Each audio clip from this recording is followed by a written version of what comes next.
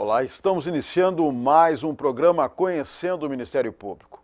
O abuso sexual infanto-juvenil sempre foi preocupação de todos. Recentemente, um ato público na capital gaúcha mobilizou instituições para combater a violência sexual de crianças e adolescentes. Para focar o tema, convidamos o promotor de justiça, Júlio Almeida, que atua na área da infância e juventude em Porto Alegre. Doutor Júlio, quero dizer que é uma satisfação tê-lo aqui conosco novamente no programa. Quero dizer que o Brasil ocupa o topo de uma lista de exploração sexual de crianças e adolescentes. Para se ter uma ideia, o Disque 100 recebeu no ano que passou mais de 77 relatos de violência contra crianças e adolescentes. O que o senhor acha disso? Bom, o Brasil ele tem essa red line, que é a canal direto de comunicação de conhecedores de algum abuso, tanto sexual como violência, como qualquer violação de direitos, que comunica o Disque 100 centralizado em Brasília, e ele divide, ele reparte essas notícias com os órgãos encaminhados da proteção ou da segurança, dependendo de como for o caso. São 77 mil esse ano passado teriam sido 120 mil, mais ou menos, mas é uma linha importante, um canal importante de comunicação, observados devidos filtros, como os casos de alienação parental e as falsas denúncias, que também é um número considerável. E isso é importante que o cidadão brasileiro entenda, que uma falsa denúncia acaba atrapalhando as denúncias sérias, as comunicações sérias, e que efetivamente precisam a atuação dos órgãos de proteção e segurança. Neste evento aqui em Porto Alegre, em um parque, o Parque da Redenção, Ministério Público, o Judiciário, a Polícia Civil, Federal e outras instituições distribuíram materiais, prestaram esclarecimentos sobre pornografia infantil, sobre a exploração sexual, infanto-juvenil. Eu gostaria que o senhor desse um panorama como foi essa atividade. Estava também a Defensoria Pública, o Ministério Público Federal. É muito importante que as instituições se unam no combate à exploração e ao abuso sexual contra criança e adolescente, até porque é uma determinação constitucional da prioridade absoluta e legal, no sentido de que todos nós, instituições ou pessoas, temos a obrigação de proteger a infância e a juventude. E o abuso sexual é uma das formas mais severas de agressão a uma pessoa, porque a possibilidade que os efeitos funestos dessa interação indevida com essa criança ou adolescente se propaguem para o resto da vida. Então é importante, como de fato aconteceu, que os órgãos ligados à proteção, à repressão, inclusive, dos atos sexuais indevidos contra crianças e adolescentes se unam, demonstrem para a sociedade que estão unidos, demonstrem os canais de comunicação e demonstrem que esses órgãos estão abertos a receber comunicação e a tratar de forma direta, objetiva e, dentro do possível, eficiente, buscando eficiência destes serviços, em qualquer das áreas. Eu queria insistir nessa questão da união que o senhor tanto fala, porque nos dias de hoje, pelos números apresentados, é importantíssimo, não só o Ministério Público, mas como a polícia, como a Defensoria Pública, que o senhor citou, tem que haver participação de todos, porque esse crime é um crime complicado, às vezes, até na investigação. Em Porto Alegre, nós temos a Delegacia de Proteção à Criança e Criança e Adolescente Vítima de Abuso, situada no DECA. Temos uma promotoria especializada nisso, que é a 11ª Promotoria, da qual eu sou titular. Temos uma Defensoria Pública também, localizada para a defesa dos réus também na proteção da criança. E temos uma vara especializada em violência contra criança e adolescente. A 6ª Vara Criminal do Foro Central de Porto Alegre, ela é especializada por lei estadual e por resolução do Conselho da Magistratura, que estabelece a competência restrita e exclusiva para determinados tipos penais, para determinados crimes, estabelecidos tanto no Estatuto da Criança e Adolescente, no Código Penal, e alguma legislação extravagante, como é o caso da Lei da Tortura. Então essa vara recebe as investigações da polícia, do Ministério Público, e processa o denunciado ou acusado dessa violação, com resultados bastante eficientes. Apesar dos índices de condenação serem em torno de 50%, as penas são bastante altas, começam ali nos 7, 8 anos de prisão, invariavelmente chegam a 20, e em alguns casos, como recebi recentemente, uma pena de 53 anos. Para esta vara especializada, inclusive, há uma promotora especializada, a colega Cláudia Lenz, que trabalha exclusivamente perante a sexta vara, altamente especializada nos crimes cometidos contra criança e adolescente. Agora, doutor Júlio, antes de continuarmos, eu gostaria que o senhor pontuasse, explicasse a diferença entre a exploração e o abuso sexual de crianças e adolescentes. Essa diferenciação que era doutrinária e até jurisprudencial hoje, ela vem no bojo da Lei 13.431, agora de abril de 2017. As duas formas são formas de violência sexual contra criança e adolescente. A exploração sexual, ela está vinculada a uma remuneração, o alcance de algum benefício para alguém que faz a intermediação, alguém que abusa ou mesmo o que recebe. E isso é importante porque na legislação atual acaba desmistificando e colocando abaixo algumas jurisprudências mais antigas que diziam que para que se tivesse exploração sexual ela teria que ser reiterada. Agora não, por essa lei, a exploração sexual ela pode ser única, ela pode ser individual. E a questão do abuso sexual é qualquer interação indevida de cunho sexual para satisfazer a libido, a lascívia, que envolva criança e adolescente. Evidentemente que nem toda interação sexual com adolescente é abusiva. Como, por exemplo, a questão do estupro do vulnerável é abaixo dos 14 anos, até os 13 anos de idade. Acima dos 13 anos de idade, em havendo o consentimento do ou da adolescente, evidentemente que não é crime. Então, a diferença é basicamente essa, é a remuneração, o exercício da prostituição ou ganhar dinheiro, receber alguma benesse em função da utilização de uma criança para esse fim libidinoso. O abuso intrafamiliar é o mais difícil, é o mais complicado de se apurar? Quando se trata em abuso, todos são difíceis, seja o intra ou extrafamiliar. A grande diferença do abuso intrafamiliar é que ele tem alguns focos específicos e algumas dificuldades muito típicas do procedimento.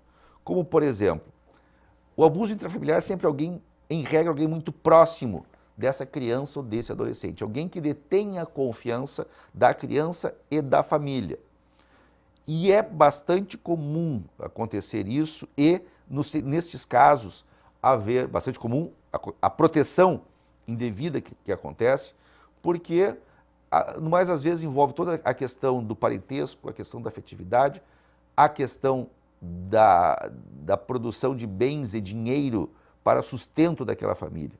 Às vezes aquela família depende unicamente do dinheiro do abusador para se manter. E na hora que a coisa acontece, na hora que se descobre o fato, se causa aquela comoção, aquela revolta, mas logo em seguida há uma grande pressão sobre a vítima e sobre a família. Esquece isso, não vai mais acontecer. Ele que, se tu denunciar, se tu continuar com isso, ele vai para a cadeia. E isso é uma coisa muito ruim, porque tende, então, o abuso a se perpetuar no tempo naquele núcleo familiar. É muito complicado em razão disso, pelas pressões que vêm logo em seguida, inclusive pelas dificuldades econômicas da família. Há muito o senhor trabalha com essa matéria, por isso eu lhe pergunto, pela sua experiência, em geral, como ocorre e como é possível prevenir essa violência sexual contra crianças e adolescentes? A violência contra crianças e adolescentes tem um diferencial muito grande da violência contra o adulto. Porque, em regra, a violência contra o adulto ela ocorre de modo físico.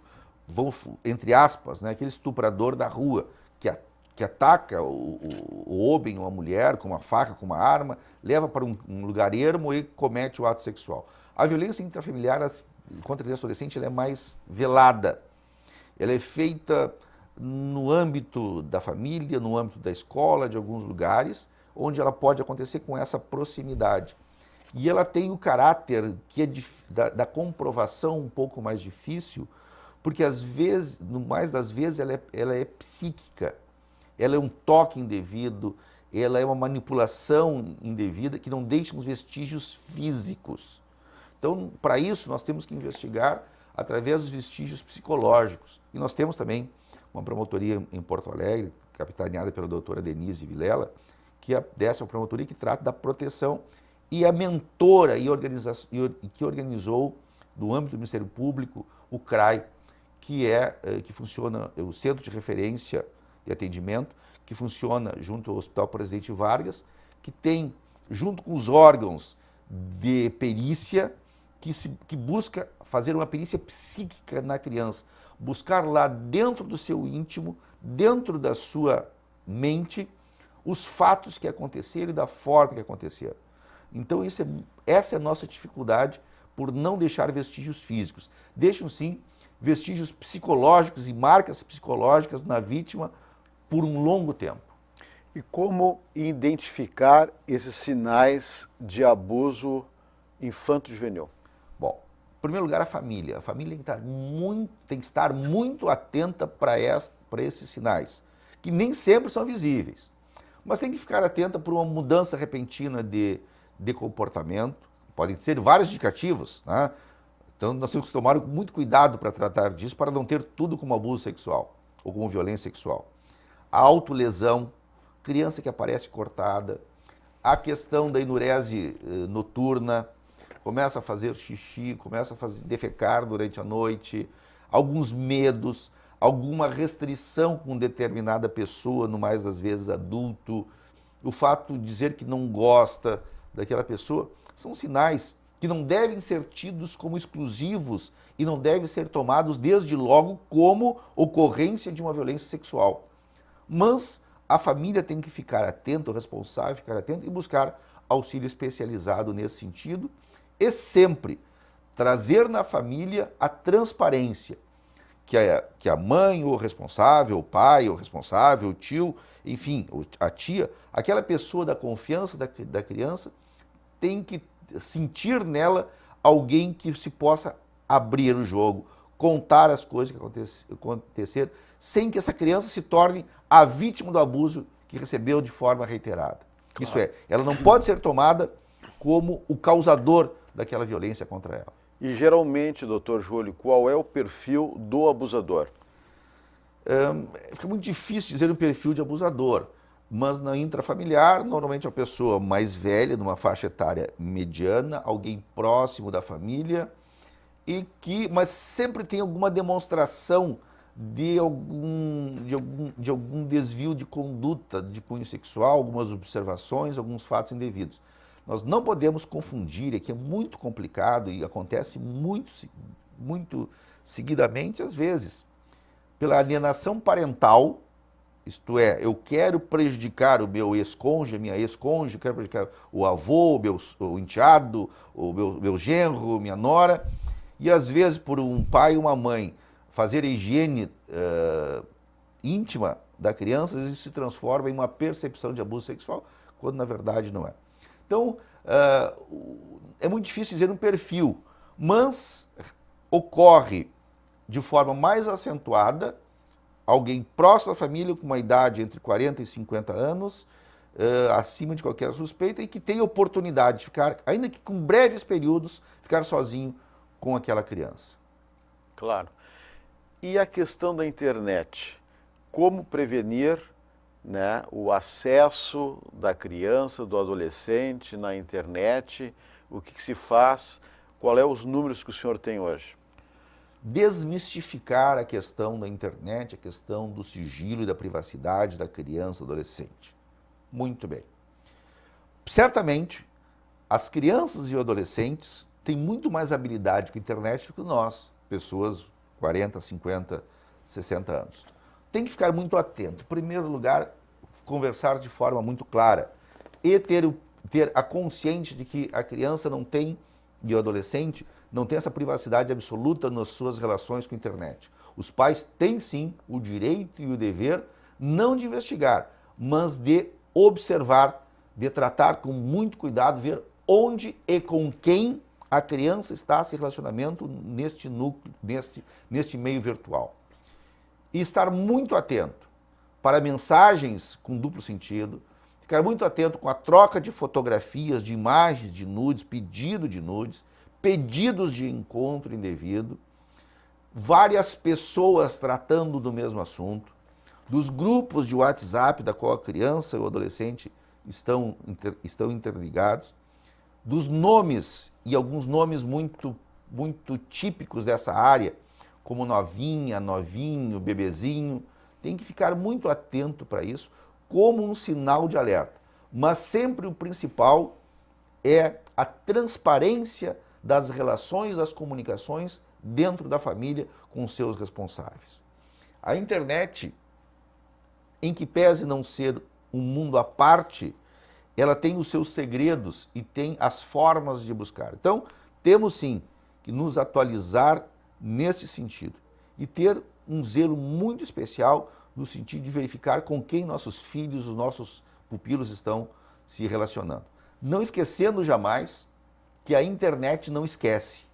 Uma vez entrando no mundo virtual, é muito difícil retirar essa imagem, retirar essa conversa, retirar este fato, ou seja, desindexar dos mecanismos de buscas. E não esquecendo também que sempre tem alguém que também é o melhor amigo do seu melhor amigo que enviou uma imagem ou que enviou alguma mensagem de cunho comprometedor da intimidade da criança e do adolescente. Uma questão importante que eu não posso deixar de fazer é esta. Daqui a um ano teremos mais um sistema, mais um mecanismo de garantias de direitos de criança e adolescentes. Um sistema de proteção que se dará através de uma lei que foi sancionada recentemente. Eu gostaria que o senhor falasse sobre isso. Isso. A Lei 13.431, de 4 de abril de 2017, ela esmiuça aquilo que já está previsto na Constituição e aquilo que está previsto no Estatuto da Criança e Adolescente.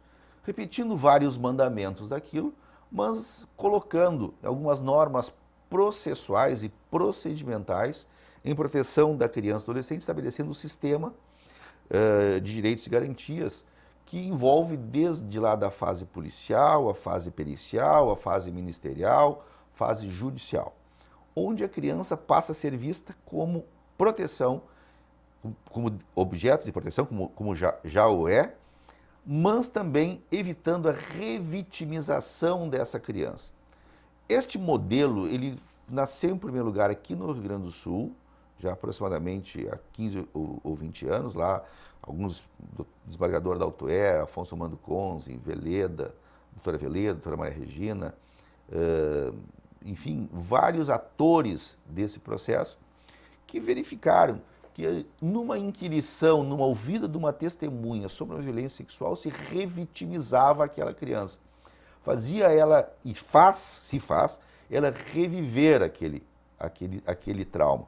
E isso tem uma coisa que vai deixando marcas e algumas vezes inoculando naquela criança versões que não aconteciam. Como, por exemplo, a família pergunta o que aconteceu, o conselho tutelar pergunta o que aconteceu, a polícia pergunta o que aconteceu, o sistema de perícia pergunta o que aconteceu, o Ministério Público pergunta o que aconteceu, o juiz e o Poder Judiciário pergunta o que aconteceu. E esta lei, ela visa reduzir este número de ouvidas e número de relatos idênticos ou relatos reiterados dessa criança sobre aquele fato. Então ela traz ali alguns procedimentos, colocando a criança como foco desta proteção e dessa necessidade de não revitimização. Evidente que no aspecto criminal, se eu não ouvir a criança ou adolescente vítima, dificilmente nós teremos uma condenação do abusador. E com isso ele vai perpetuar no abuso. Mas a lei diz expressamente, em primeiro lugar, ela trata como um procedimento de antecipação de prova. Então, logo ocorrido o fato, de preferência, essa criança será ouvida uma única vez, de preferência, uma única vez dentro de um sistema onde ela tem, em primeiro lugar, a escuta especializada, o atendimento especializado por profissionais, não pode ser qualquer um inabilitado para aquilo, ouve a criança, tocando o menos possível no fato, e quando ela for prestar depoimento especial, como já é aqui em Porto Alegre, como já é em grande parte das comarcas do Rio Grande do Sul, especialmente nos juizados regionais, essa criança fica numa sala separada, com um técnico especializado nisso, e fica juiz, promotor, defesa, réu, numa sala separada, onde se pergunta para a criança sobre os fatos de forma preferencialmente não objetiva, pergunta, o magistrado pergunta para a técnica, e a técnica ou o técnico faz essa interação com a criança, deixando sempre que ela seja espontânea. É um depoimento especial que antes era o depoimento sem dano. Sem dano. Porque ele visa, depoimento sem dano não existe, mas ele visa reduzir Sim. os danos. Então, essa criança, ela narra aquilo sem a pressão da sala de audiência, sem aquelas perguntas diretas, agressivas, no mais das vezes, mas sem cercear o direito de acusação, o direito de defesa e tampouco o dever de esclarecimento por parte do magistrado. Isso é importante que seja uma diretriz, e é uma diretriz agora legal, que envolve todas as instituições na defesa da criança e também na defesa de que se possa efetivamente ter uma instrução criminal adequada, que leve uma absolvição ou condenação justa, de qualquer forma. Agora, os números que a gente colocou aqui são feios na questão da exploração, do abuso infanto-juvenil. Agora, lhe pergunto, qual a importância de campanhas como esta do Judiciário, né, e dessa união que foi feita neste evento agora, a semana que passou? É importante porque o abuso sexual e violência sexual acontece. Acontece dentro de casa, fora de casa, acontece em ambientes virtuais. Nós temos que conscientizar, porque este tema não pode ser um tabu, não pode ser intocado nas relações familiares. Ele tem que ser claro, tem que ser transparente, tem que ser objetivo e tem que ser, acima de tudo, percebido. Eu não posso tapar meus olhos, meus ouvidos e minha boca quando isso acontece. Meus olhos têm que estar atentos para observar as mudanças familiares, as mudanças na criança e no adolescente. Meus ouvidos têm que estar atentos para saber ouvir a criança e, às vezes, calar a boca naquela relação, mas ter a comunicação para comunicar os órgãos responsáveis, seja Polícia Civil, seja Conselho Tutelar, seja Ministério Público, enfim, os meios, os órgãos que deverão ter a proteção. E também não podemos ficar quietos diante desse abuso, porque os reflexos disso, como já disse, já 2 ou 3 vezes nesse programa, eles são difíceis de transpor, é possível transpor, são difíceis de transpor e são difíceis de superar. E um outro fato grave que acontece é a reprodução da violência. Muitos dos abusadores já foram abusados quando eram crianças e adolescentes. Este é um dado que tem que se ficar atento, para também cessar este ciclo de reiteração e reabuso e recometimento dos fatos abusivos sexuais contra outras crianças e contra outras gerações de crianças e adolescentes. Por isso que são importantes essas campanhas, abrir os olhos e abrir a mente para que este fato ocorre. E também estar atento, porque se a violência sexual intrafamiliar ela é subcomunicada, a violência e o abuso sexual virtual, ele é infinitamente menos comunicado. O índice de proporção que eu recebo entre abuso psicológico e físico contra criança e adolescente é infinitamente superior ao número de violência e abuso no âmbito virtual, nos sites e nas comunicações virtuais.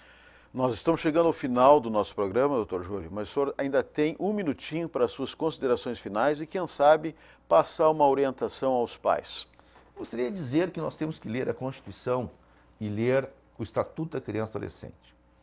Ambos dizem o seguinte, que a família, em primeiro lugar, é o responsável pela proteção da criança e do adolescente. É na família que está a proteção, é na família que está o colo para essa criança ter proteção.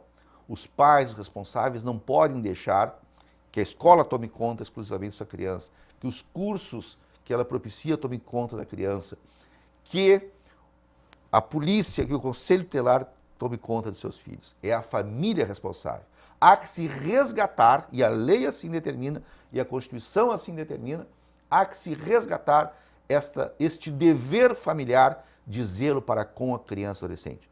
Ninguém mais que um pai, uma mãe, um parente próximo tem que amar mais os seus filhos acima de qualquer outro.